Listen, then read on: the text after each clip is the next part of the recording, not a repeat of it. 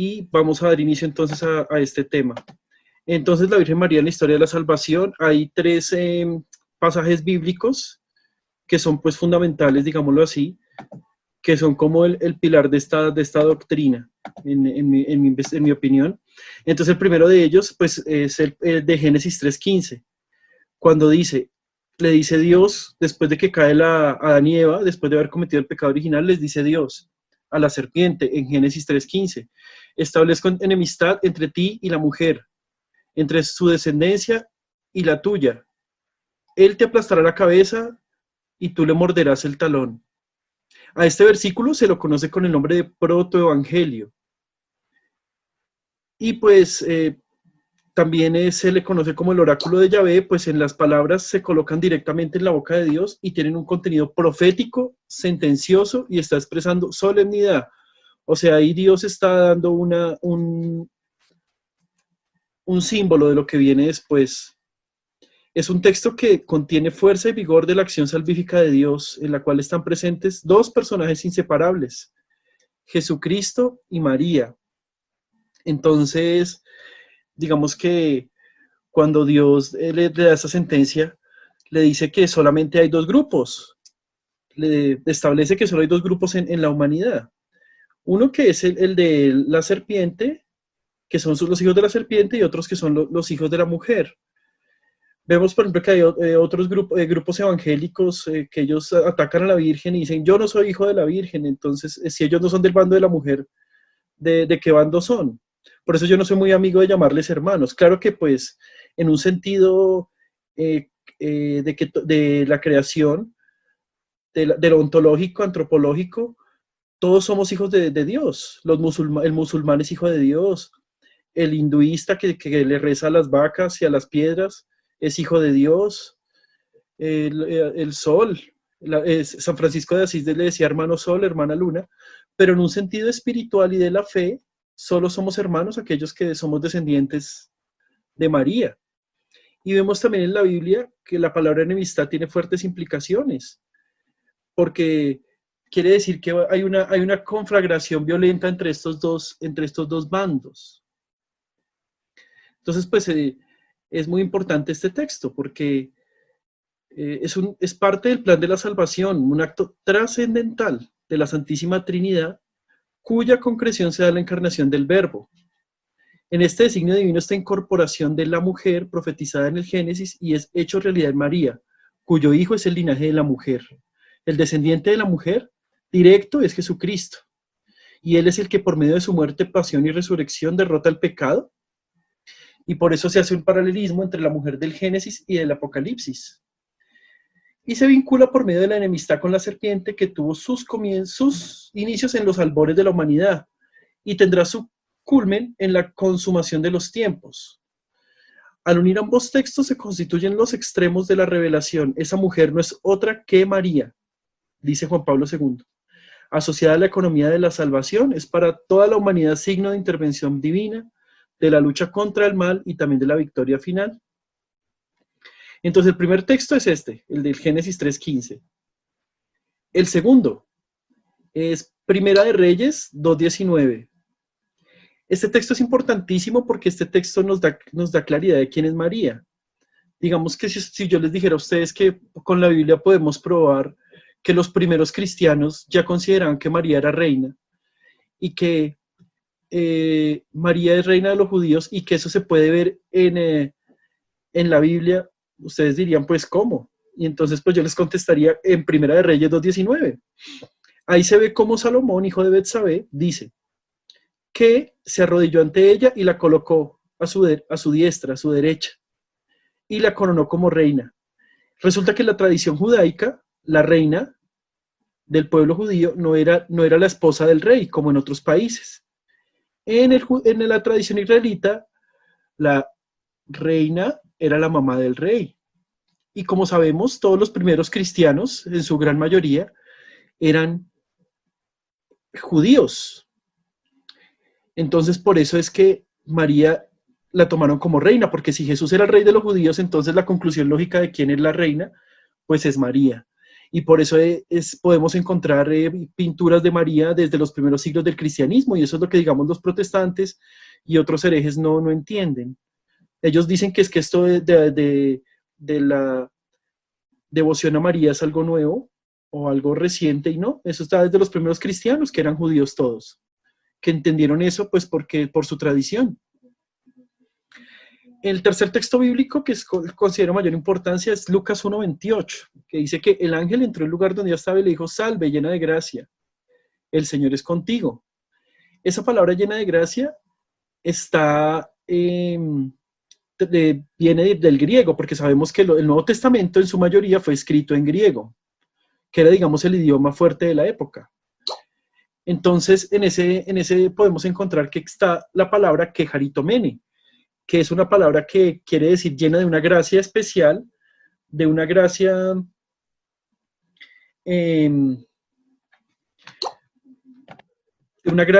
particular. Entonces... Perdón, Francisco, espérame, que quería interrumpirlo. Ya, que era el padre, me decía que no podía entrar a la reunión. Buenas noches, padre. Buenas noches, Francisco. ¿Ya me escucha? Sí, señor. Sí, señor. Es que estaba en la diapositiva, entonces no veía pero ya estoy aquí admitiendo los que faltan. Listo, entonces pues estábamos viendo que hay 3 pasajes de la Biblia que son como el pilar, que son como el sustento de la Mariología. Uno es el 3:15, que es donde se constituye María como la heredera de la promesa de Dios y la madre de la humanidad, de la salvación, que se consuma, según Juan Pablo II, cuando nace el Hijo que viene a derrotar el pecado y la muerte. Y se hace un paralelismo entre la mujer del Génesis y del Apocalipsis.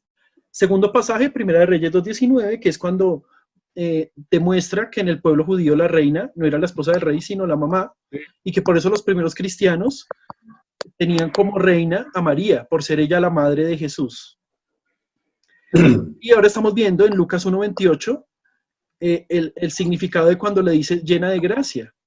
La expresión llena de gracia, como ya dijimos, es una traducción de la palabra griega kejaritomene, que ni siquiera tiene una traducción al español. Y es una palabra que está en un participio pasivo y que sirve para expresar con más expresar con más exactitud el matiz del término griego. No se debe decir simplemente llena de gracia, sino hecha de gracia o colmada de una gracia especial. Y vemos cómo esta palabra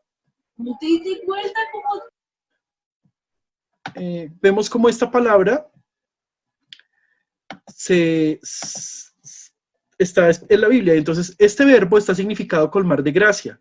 Y también se usa en la carta a los Efesios para indicar la abundancia de gracia que nos concede el Padre en su Hijo Jesús.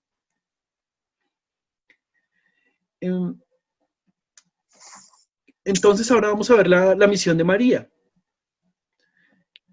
Así como Cristo vino al mundo por María, así también por María es necesario que nosotros lleguemos a Cristo para alcanzar la salvación.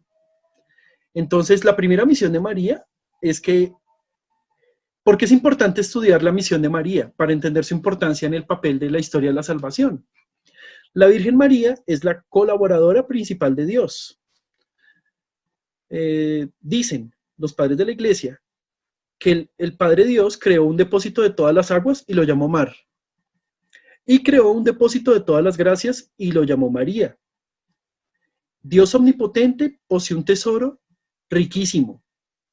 O sea, él quiso dar todas las gracias a María, como ya vimos con relación a los pasajes anteriormente estudiados, y más adelante vamos a ver más textos bíblicos que soportan estas afirmaciones, porque esto, digamos que cuando se habla de la importancia de María o cuando se hablan estos temas, es importante aclarar que no es lo que la persona está diciendo, o sea, que no es lo que a mí me parece o no es lo que Francisco dice, sino que esto está sustentado por la palabra de Dios, los padres de la Iglesia, la doctrina de la Iglesia. Porque es incluso más importante la doctrina de la Iglesia que la Biblia, porque la doctrina de la Iglesia es en lo que está sustentada la Biblia. ¿Me hago entender? O sea, fue la doctrina, la Iglesia fue la que nos dio la Biblia. Entonces, el Espíritu Santo es el que le comunica a María sus dones y la escogió como dispensadora de todo cuanto posee, eso dice San Bernardo. de manera que ella las distribuye a quien quiere, cuando quiere y como quiere. Y no se concede a los hombres ningún don celestial que no pase por sus virginales manos. La segunda misión de María es su misión de madre. La gracia, pues obviamente, perfecciona a María y la gloria de la gracia. Por eso es cierto que el Señor es todavía en el cielo hijo de María como lo fue en la tierra. Ahí hay otra objeción también, porque entonces algunas personas, incluso teólogos dentro de la iglesia, dicen que Jesús no le daba tanta importancia a María.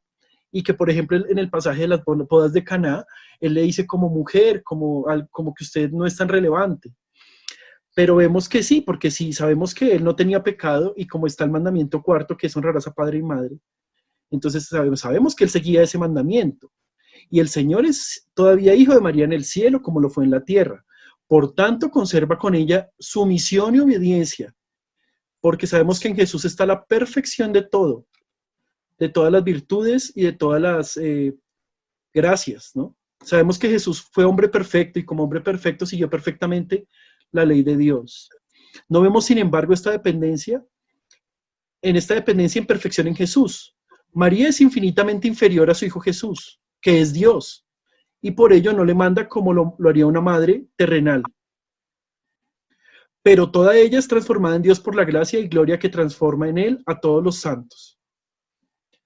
Entonces, entendemos ya, y lo dice también San Bernardo, San Buenaventura. San Buenaventura en un texto que él tiene, dice que el cielo y en la tierra todo, incluso el mismo Dios, está sometido a la Virgen. Que la autoridad que Dios le confirió es tan grande que parece como si tuviera el mismo poder de Dios, y que sus plegarias y súplicas son tan poderosas ante Dios que valen como mandatos ante la divina majestad, lo cual no desoye jamás las súplicas de su querida madre, porque son siempre humildes y conformes a la voluntad divina. Si alguien tiene una pregunta me puede interrumpir, o si alguien quiere comentar algo. Seguimos. Entonces hemos visto pues su misión de madre, su misión de colaboradora de Dios. Ahora su misión es como, su tercera misión es dar una señal de fe verdadera. Porque sabemos que la generación es la familia, siempre es un padre y una madre, la familia natural, que nos han querido torcer ahorita con lo de la ideología de género. Entonces, en esa familia, en la familia espiritual, también hay un padre que es Dios y una madre que es María. Todos los verdaderos hijos de Dios y predestinados tienen a Dios por padre y a María por madre. Quien no tiene a María por madre, tampoco tiene a Dios por padre. Entonces, ya al principio de esta charla explicábamos la diferencia entre ser hijos espirituales y naturales, desde un punto de vista teológico y un punto de vista ontológico. Desde el punto de vista ontológico somos hermanos de los musulmanes, de los judíos, de los protestantes, de los hindúes, de los ateos, incluso San Francisco que decía hermano sol, hermana luna. Eso desde el punto de vista ontológico. Desde el punto de vista teológico espiritual, solamente los que son hijos de María somos herederos de esa familia espiritual. Somos miembros de esa familia espiritual de Dios. Entonces dice también unas palabras fuertes San Buenaventura. Por eso los réprobos, como los herejes cismáticos que odian o miran con desprecio o indiferencia a la Virgen, no tienen a Dios por Padre, aunque se jacten de ello, porque no tienen a María por madre, que si la tuviesen por tal, la amarían y honrarían como el buen hijo ama y honra naturalmente a la madre que le dio la vida.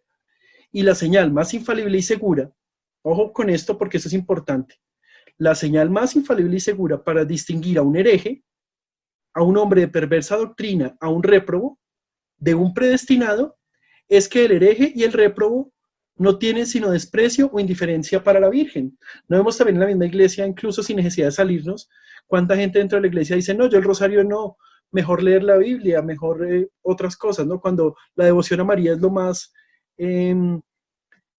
cristocéntrico que hay, porque por María llega Dios a este mundo. Entonces, otra de los roles de María es el de ser madre de la iglesia. Uno por todos ha nacido en ella. Entonces, algunos padres de la iglesia dicen que el hombre nacido de María, el hombre dio Jesucristo. María tiene dos hijos. Uno que es el hombre nacido, o sea, Jesucristo, el hombre Dios. Y el segundo es el hombre, que es hijo adoptivo. Entonces, si Jesús es cabeza de la humanidad, los predestinados, o sea, los que están destinados a la salvación, son miembros de esta cabeza. y por consecuencia deben nacer de ella. O sea, en nuestra vida nosotros tenemos que tener, ella debe ser muy importante para nosotros. ¿Por qué? Porque ninguna madre da a la luz una cabeza sin cuerpo, si no sería pues una cosa que no tendría sentido, ¿no? Que naciera solo la cabeza y no naciera el cuerpo. Entonces, por esa misma razón, en orden de la gracia, la cabeza y los miembros nacen de la misma madre. Y si un miembro del cuerpo místico de Cristo nace de una madre que no sea María, la que engendró la cabeza, no sería predestinado ni miembro de Jesucristo. Entonces, ¿cuántas personas pues tienen otras madres que no son María? Aunque estén en la iglesia y oren o participen a veces, tenemos otras madres, ¿no? San Agustín también dice que todos los predestinados para conformarse a la imagen del Hijo de Dios están ocultos mientras viven en este mundo en el seno de María. Y ojo, ahí hay una prefiguración, que es el arca de Noé, que así como todos estaban seguros dentro del arca cuando vino el desastre, asimismo el arca de estos tiempos es el corazón de María. Y es bueno recordar eso hoy, justo día de Nuestra Señora de Fátima. Siguiente misión de María es María como figura en la iglesia. Cuando María echa raíces en un alma, realiza las maravillas de la gracia. ¿Por qué? Porque ella es la esposa del Espíritu Santo y por ella nos vienen esas gracias. En consecuencia, ella realizará también los mayores portentos en los últimos tiempos. Ella es la que en estos últimos tiempos... Ojo, ahí hay que aclarar algo. Siempre los autores santos, incluso en los salmos, una vez con Padre Félix, cuando estábamos haciendo el oficio de las lecturas, nos salió un texto así de estos últimos tiempos, incluso en la Biblia hay autores que hablan de estos últimos tiempos. Cuando hablamos de estos últimos tiempos, nos referimos no a que ya viene el fin del mundo, sino nos referimos a los tiempos recientes que vivimos.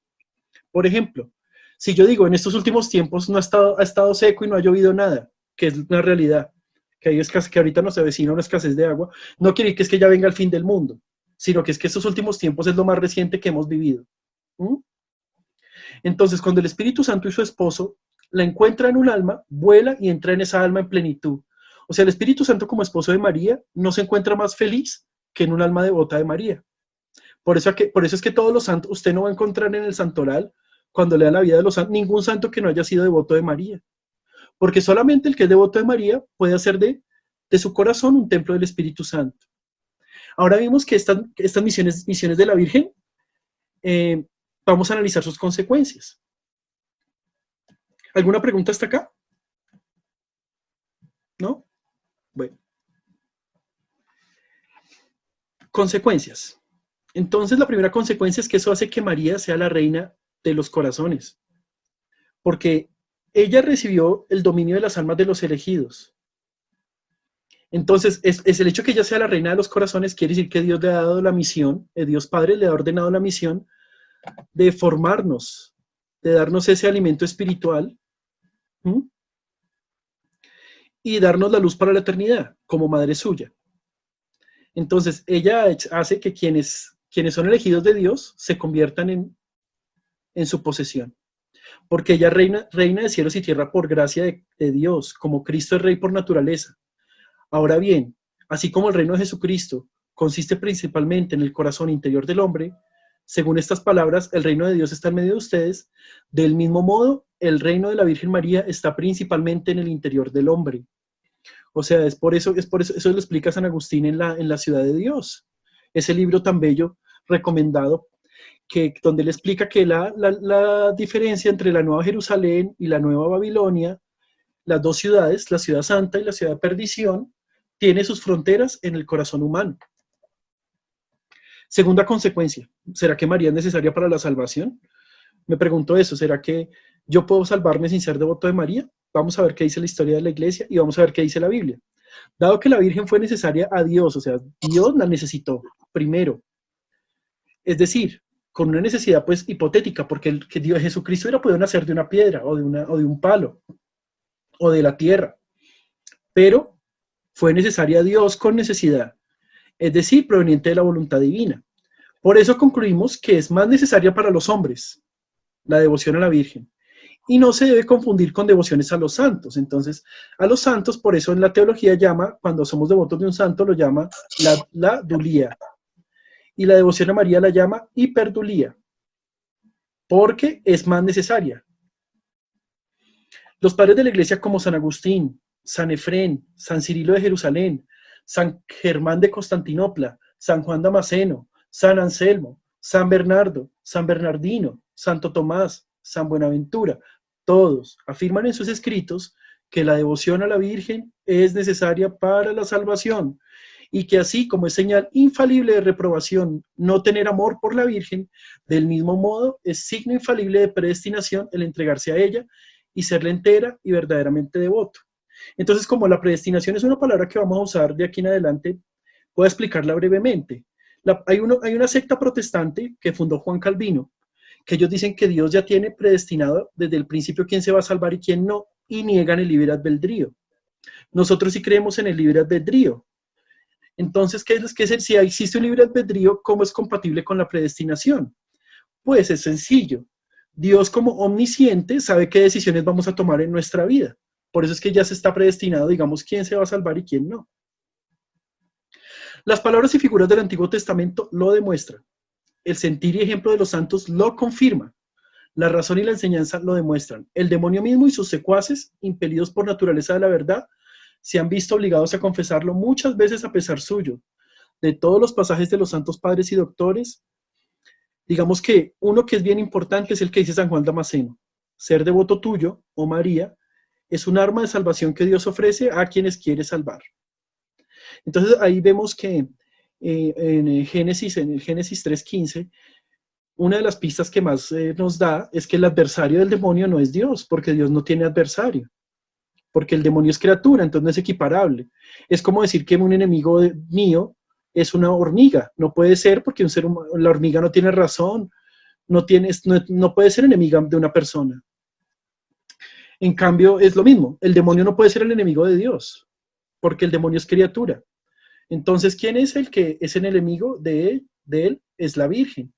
Porque la Virgen siendo pequeña se agrandó por su humildad y el demonio siendo un ángel grande disminuyó por su soberbia. Entonces, pues hay algunos ejemplos de eso. Por ejemplo, San Francisco, patrono de la comunidad, uno de los patronos de la comunidad, en sus crónicas cuenta que en uno de sus éxtasis, los éxtasis son un estado especial de gracia en los que Dios le puede mostrar cosas a las personas.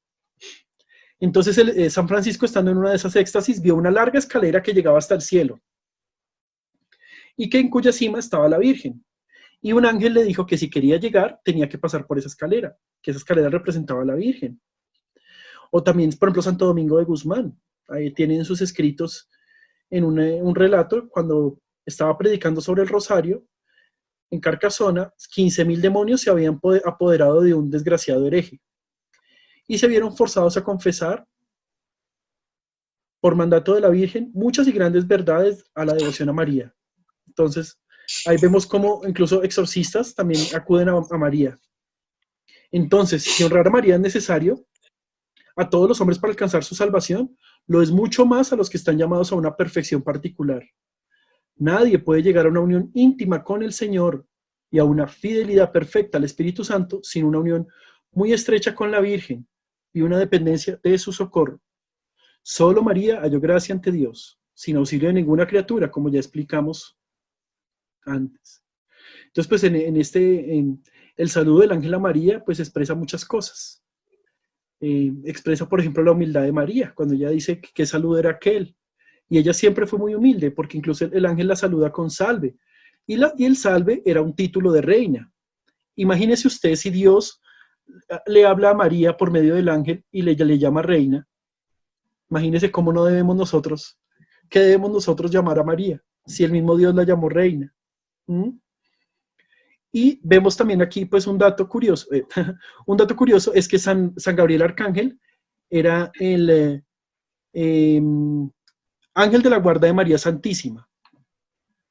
Y un paréntesis aquí, así como ese ángel guió a María, digámoslo así, o le mostró la misión de Dios, así nosotros también encomendados a nuestro ángel de la guarda podemos ver la misión que Dios nos tiene y seguir nuestra vocación.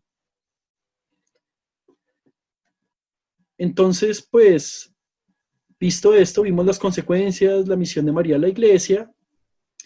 Vamos a ver otro ejemplo de la Biblia. ¿Ustedes saben qué son las prefiguraciones de la Biblia? ¿Padre podría explicar qué es una prefiguración? ¿Una prefiguración? Sí, que una prefiguración, para que, sí. Pues es algo que nos va a mostrar hacia el futuro, una realidad. Algo que dice algo ahora, pero que todavía no es. Cuando llegue el momento preciso se va a revelar aquello que se decía hace muchos siglos o años, ¿sí?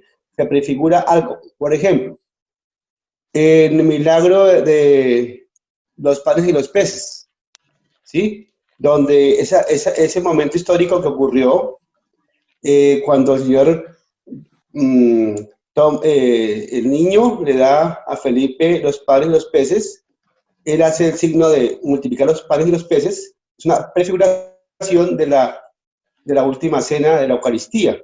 Es eso, algo que fue, pero que ya nos va hacia el futuro, dar la realidad que va a ser. Sí, es eso. Es eso, es una señal. Así hay muchos pasajes bíblicos donde, de hecho, el Antiguo Testamento, ¿sí? Una prefiguración del Nuevo Testamento. O sea, todo lo que estaba profetizado en el Antiguo Testamento se cumple en Jesucristo como el Evangelio vivo. Entonces, las promesas fueron cumplidas en Jesús como el Mesías, el Hijo de Dios. Sí, eso está muy bien así. Entonces yo quiero dar un ejemplo de una prefiguración. Y es un ejemplo que nos ilustra la importancia que tiene la Virgen María. Y es el de la esposa de Isaac. Isaac, el hijo de Abraham, que es Rebeca. Y está en la narración del Génesis 27, del 1 al 25. Rebeca es una prefiguración de María. Y el Espíritu Santo nos ofrece en este libro una figura admirable de todas las verdades respecto de la Virgen. Entonces nosotros más o menos sabemos que en esta historia, ¿qué fue lo que pasó? Nos muestra que Rebeca e Isaac tuvieron dos hijos, Esaú y Jacob. Esaú era el heredero, el mayor, el que le correspondía continuar con el linaje de su papá. Y el menor, pues, era Jacob. Pero pues Jacob tenía algo que Esaú no tenía, que era amor, respeto y obediencia y unión con su mamá. Entonces Esaú es una prefiguración de los réprobos y Jacob es una prefiguración de los salvos. Entonces, ¿cómo Esaú es una prefiguración de los réprobos? Por 5 características. Entonces él era el primogénito, era fuerte, de constitución robusta, gran cazador, diestro y hábil para manejar el arco y traer caza abundante, o sea, era autosuficiente. Nunca necesitó de su mamá ni le pedía ayuda a nadie. 2, casi nunca estaba en casa y confiando solo en su fuerza y destreza, trabajaba siempre fuera de ella. Es como los que están fuera de la casa del Padre, de los que dicen, no, yo no necesito la iglesia, que es la casa de Dios, ¿no? No, yo soy yo. Es que Dios es relación, no religión. ¿Mm? Tercero, no se preocupaba por agradar a su mamá, a la cual le hacía poco caso. También dentro de la iglesia pasa, ¿no? Como ya vimos, ¿no? Cuarto, era tan glotón y esclavo de la gula que vendió su derecho de primogenitura por un plato de lentejas. Esa es una prefiguración de cuando Jesús dice lo de que tenemos un tesoro en vasija de barro. Sí, o sea, tenemos la salvación y Dios nos la ha comprado ya, pero la podemos perder si optamos por una vida de pecado. Y quinto, como otro Caín, estaba lleno de envidia contra su hermano. Esas son como las 5 características de Esaú, que las tienen pues las personas de hoy día también, ¿no? Que es la soberbia, el alejamiento de Dios, la autosuficiencia, el no necesitar la iglesia. Ahora vemos las características de Jacob, que es la prefiguración de los predestinados. Jacob, el hijo menor, era de complexión débil y suave. Permanecía en casa para granjearse el favor y gracias de su mamá, Rebeca, a quien amaba tiernamente. Y si alguna vez salía de casa, no lo hacía por capricho, sino por obedecer a su mamá. 2. Amaba y honraba a su madre. Se alegraba tanto como cuando la veía, evitaba todo lo que pudiera desagradarle. O sea, se preocupaba por evitar lo que pudiera no gustarle a su mamá.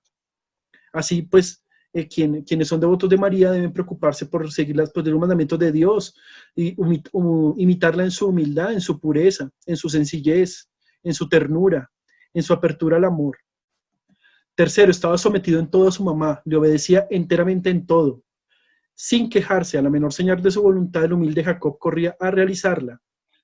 cuando Rebeca le decía sin discutir, por ejemplo, cuando le mandó que saliera a buscar los 2 cabritos, no replicó ni hizo ninguna objeción.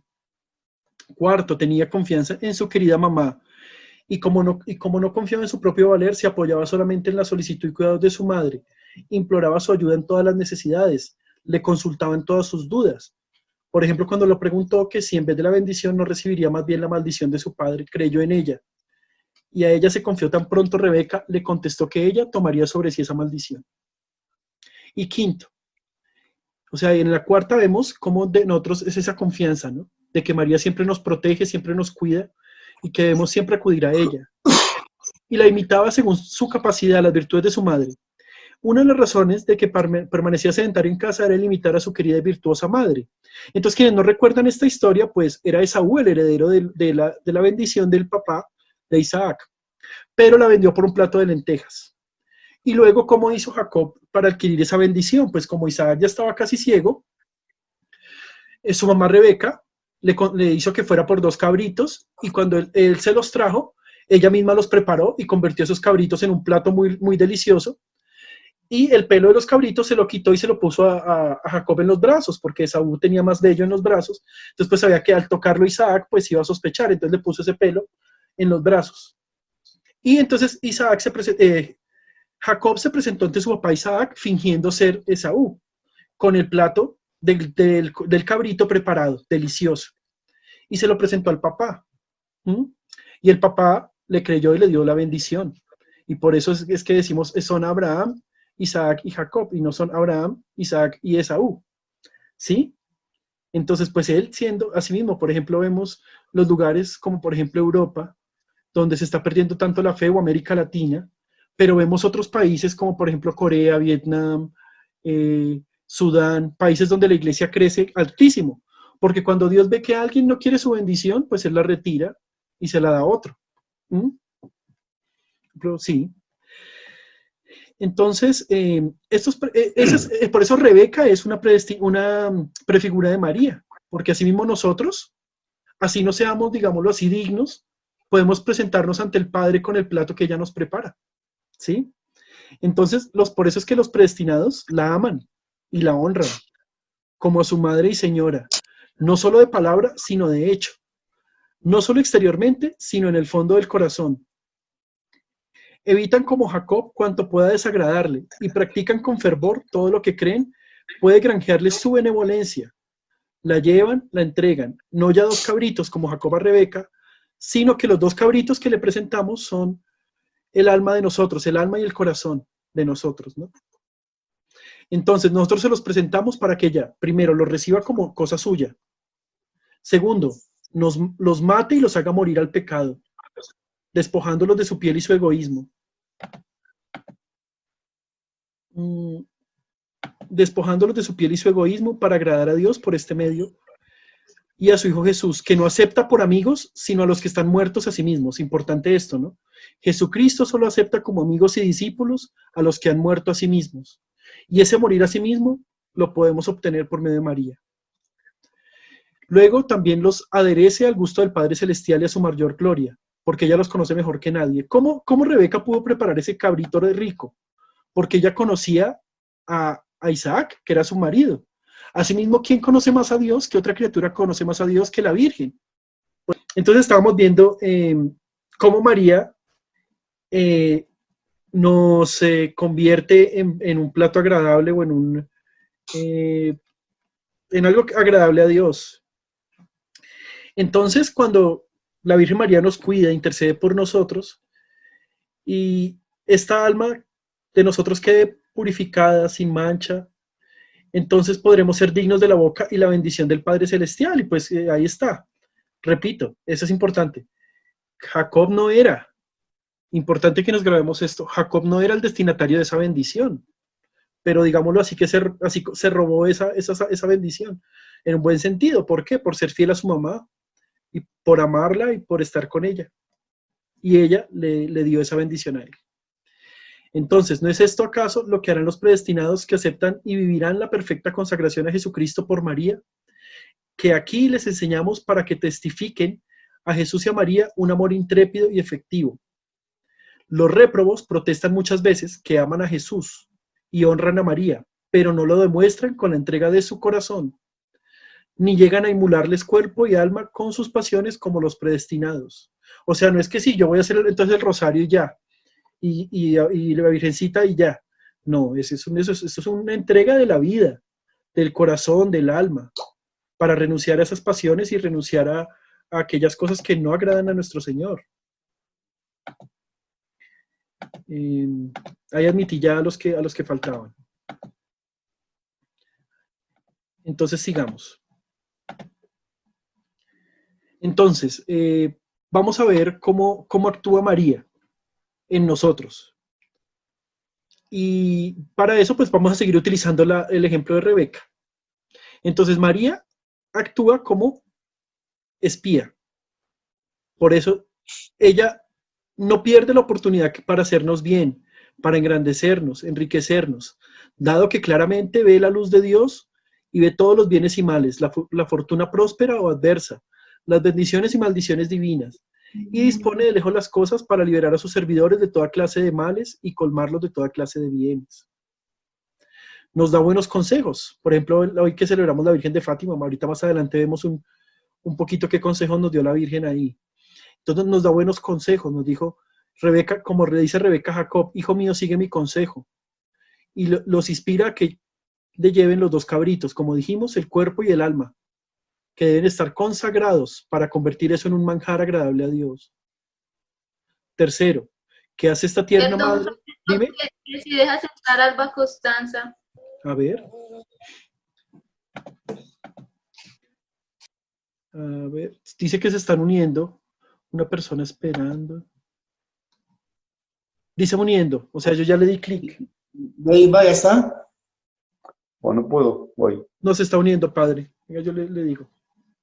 Estoy, padre, estoy. Hola, ¿me escuchan? Ya. Estoy, sí. Ya, sí.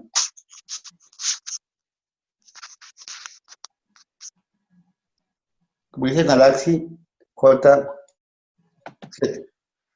Listo. Entonces, ¿qué hace esta tierna madre cuando uno le entrega su alma y su cuerpo? Entonces nos mata, nos hace morir a la vida del viejo Adán. O sea, cuando nos entregamos a la Virgen María, ella misma nos va guiando para morir a eso. ¿Y a qué tenemos que morir? Pues a la vida de pecado, a la envidia, a la soberbia, a tantas cosas, ¿no?, que nos tienen atados a este mundo. Nos desuella y despoja de la piel natural, de inclinaciones torcidas, del egoísmo y de la voluntad propia y del apego a las criaturas. Que recordemos que Jesucristo solamente habita en un corazón desapegado de todo, de criaturas, de bienes, de voluntad. Por eso dice el Evangelio, donde está tu tesoro está tu corazón. Porque Dios es un Dios celoso y Él no habita en un corazón que ya está lleno de otras cosas. Nos purifica de toda suciedad y mancha de pecado. Los adereza al gusto de Dios, como ya dijimos, ¿no? Que ¿qué otra criatura conoce más a Dios que la Virgen María? Por eso cuando nos hacemos discípulos de María, podemos saber que estamos en el camino seguro, porque ella sabe el gusto de Dios. Entonces, esta Madre bondadosa recibe ofrenda perfecta que le hemos dado de nosotros mismos y de nuestros méritos y satisfacciones por la devoción que le hemos hablado. Entonces, ¿qué hubiera pasado si, por ejemplo, Isaac hubiera cogido esos cabritos y él mismo los mata y se los lleva así? Pues digo Jacob, pues no hubiera de pronto habido bendición. Hubo la bendición porque eso cayó a manos de María y ella lo preparó. Asimismo, la Virgen María, si nosotros nos consagramos a la Virgen, le entregamos nuestro corazón, ella es la que todas las cosas que hagamos vayan a ser agradables a Dios. Porque muchas veces hacemos cosas que creemos que son agradables a Dios y resulta que no. Pero si estamos consagrados a la Virgen María, pues ella va a hacer que sí. Entonces, vamos a ver qué, digámoslo así, qué deberes como adquiere la Virgen con nosotros. Cuando nos convertimos en sus seguidores y servidores, nos da todo lo necesario para el cuerpo y el alma. Nos da de comer los platos de la mesa de Dios, nos alimenta del pan de vida que ella nos ha preparado. ¿sí? O sea, el pan de vida nos lo prepara Dios, pero ella nos lo da el acceso, ¿sí? Queridos hijos míos, les dice por boca de la sabiduría saciense de sus frutos, es decir, Jesús, fruto de la vida. ¿Y quién ha traído ese fruto de la vida? De vida, porque pues Jesús, ahí hay otra prefiguración, el maná, que era el pan que caía del cielo. Jesús también es ese maná que cae del cielo, ese pan. ¿Y quién fue el que nos trajo ese pan? Pues la Virgen. Entonces vengan a comer de mi pan, que es Jesús, a beber el vino de su amor que he mezclado para ustedes con mi maternal dulzura.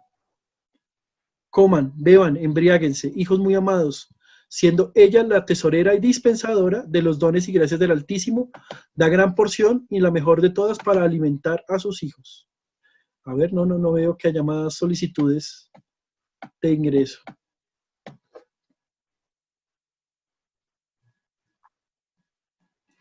Entonces, pues, que revisen bien la contraseña.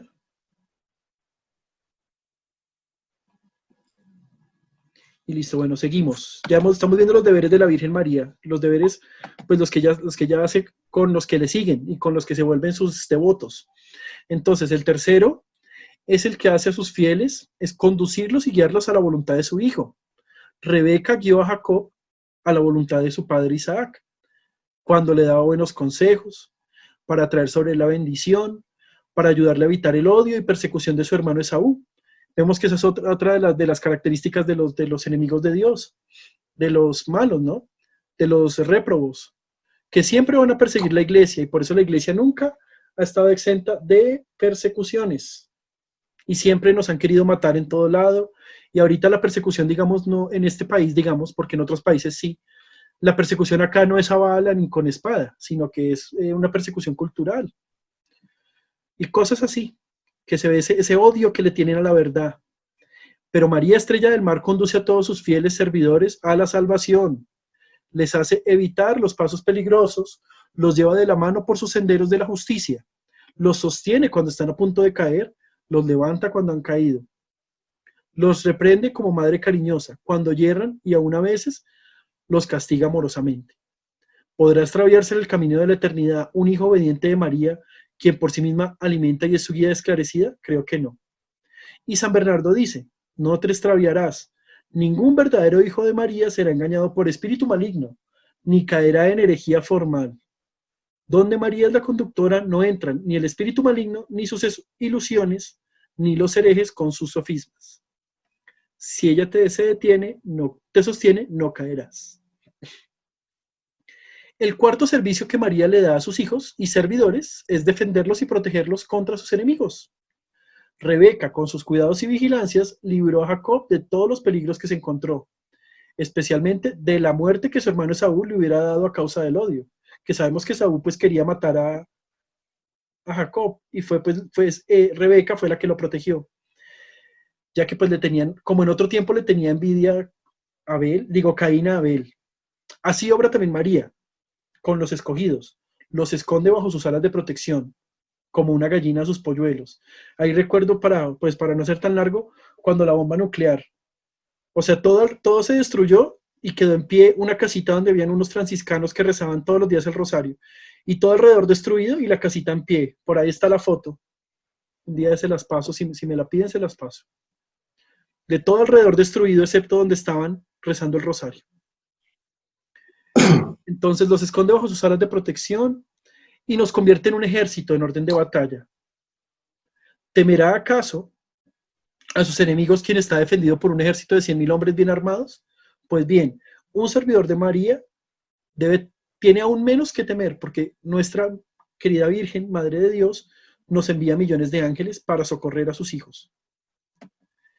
Bueno, el quinto y mejor servicio que hace María a quienes son sus servidores, es interceder por ellos ante su Hijo y aplacarlo con sus ruegos. Ella nos une a él con un vínculo estrechísimo.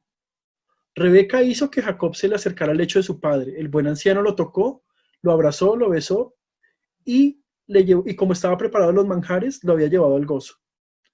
Entonces, ¿qué pasó ahí?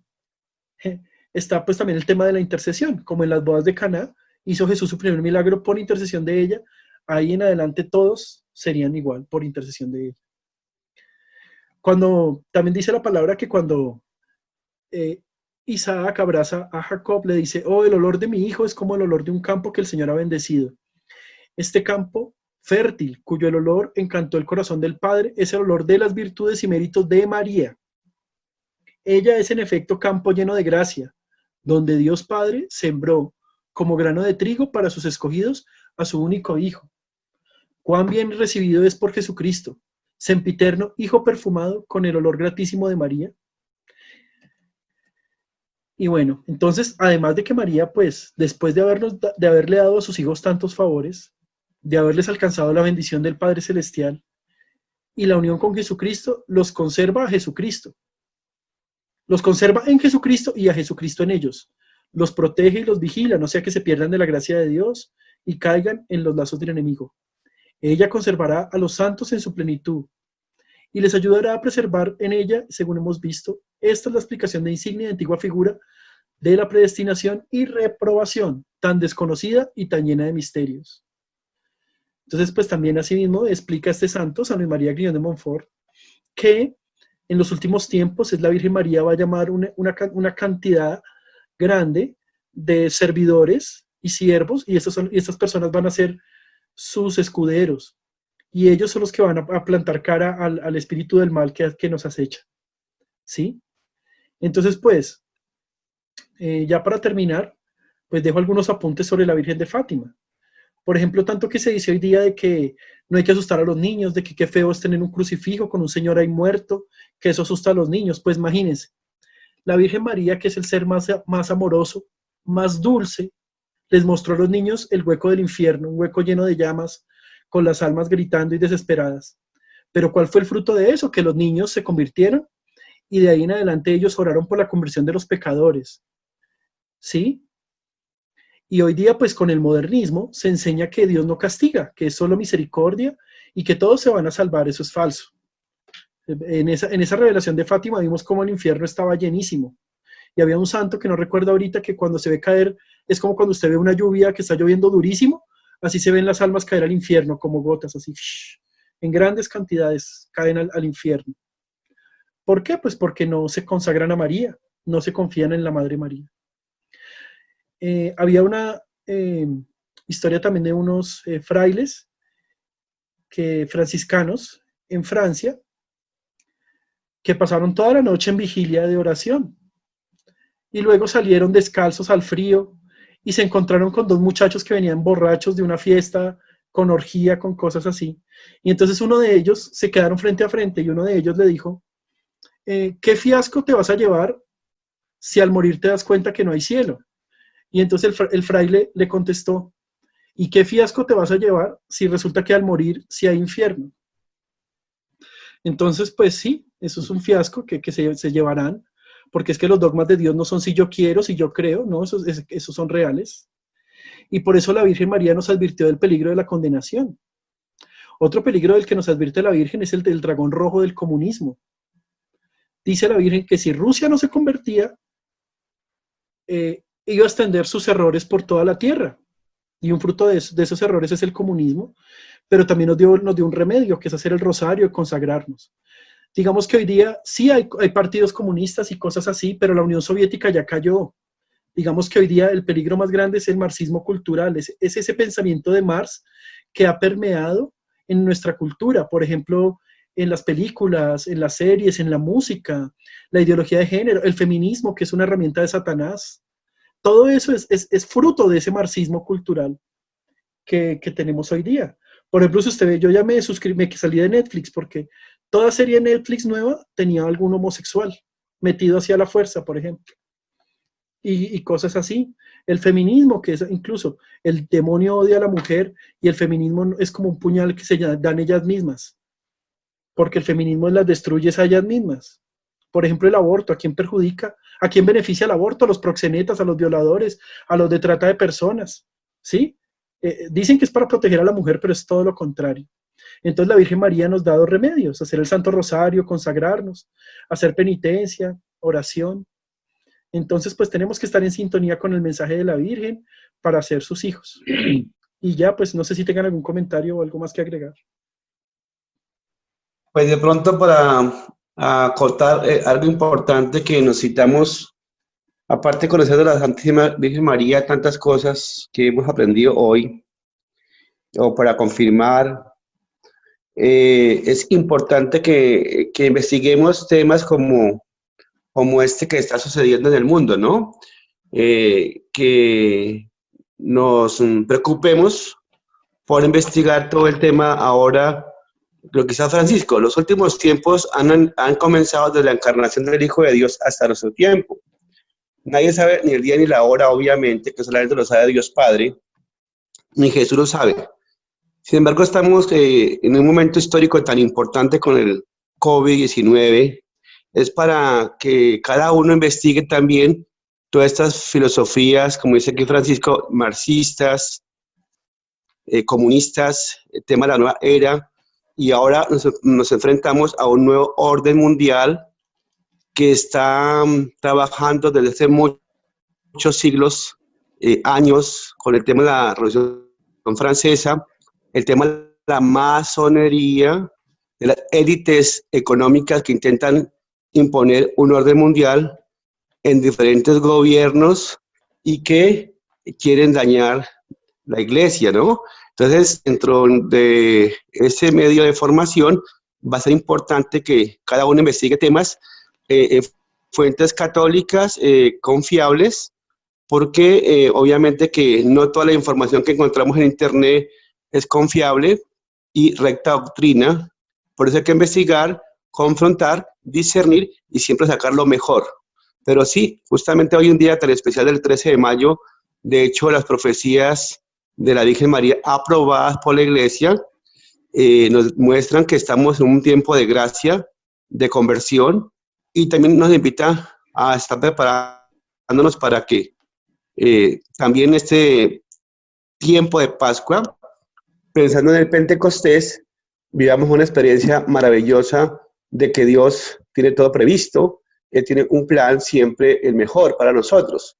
Pero vamos a intentar también investigar, profundizar en ese tema tan importante como los medios de comunicación están comprados, influyen bastante ahora en el mundo de la cibernética, de la información.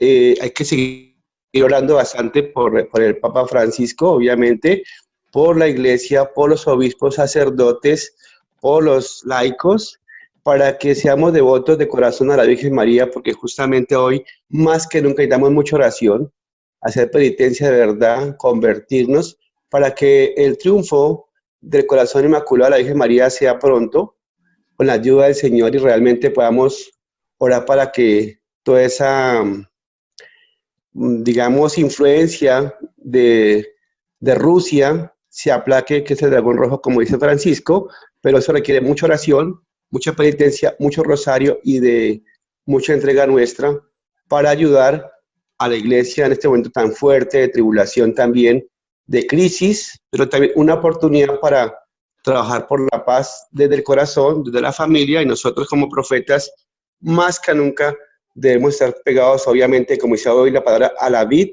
a Jesucristo, al magisterio, a la Iglesia, pero ante todo para que la jerarquía, también nuestra Iglesia humanamente es pecadora, los sacerdotes, los obispos, ¿sí? Pues realmente amemos a María y vayamos todos como Iglesia realmente al corazón de ella, como dice Francisco, y seguir a Jesús como nuestro Maestro, nuestro Señor, nuestro Salvador. Por eso vamos a intentar, cada uno investigue, por favor, profundice, porque estamos en los tiempos donde hay que seguir la batalla, realmente la guerra espiritual, y esto se gana con mucho rosario y de mucha Eucaristía de verdad, vigilando siempre, porque eso es una guerra que no lo vemos con nuestros ojos físicos, pero sí es espiritual dentro del mundo que estamos actualmente del nuevo orden mundial. Hay que estar en vela para salir triunfantes con el Señor y con la Virgen María. Padre, un dato con respecto a lo que usted acaba de decir de la masonería, es importante tener cuidado en qué leemos, qué investigamos.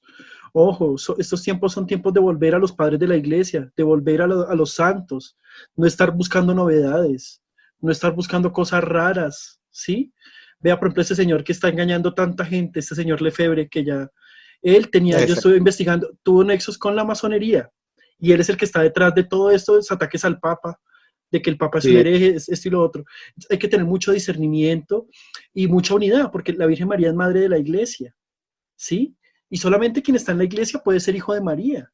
Entonces, si yo me pongo a atacar al Papa, me desuno de la comunión a la Iglesia y quedo excomulgado, como se puede explicar de pronto en otro círculo de formación. Pero sí es importante lo que dice el padre, investigar todos estos movimientos masones y el remedio para toda herejía y toda desviación es la devoción a María, la correcta devoción a María.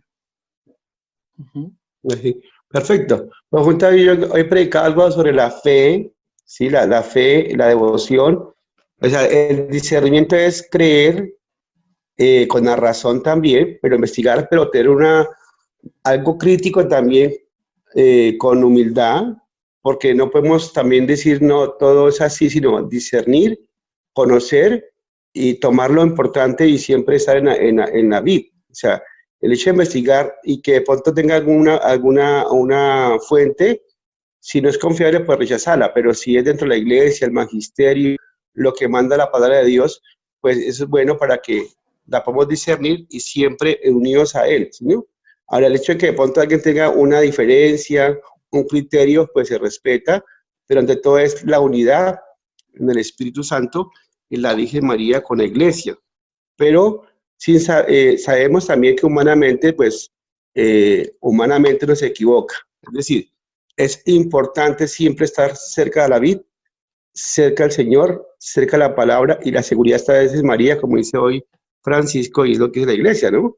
María es realmente la que lleva al pueblo de Dios como esa capitana en los últimos tiempos con el rosario, con la penitencia, porque ella es la que Dios escogió para que a través de ella nuestro Señor Jesucristo pues hiciera hombre, y como dice hoy, ella lo lleva a Jesús y Jesús al Padre. Perfecto.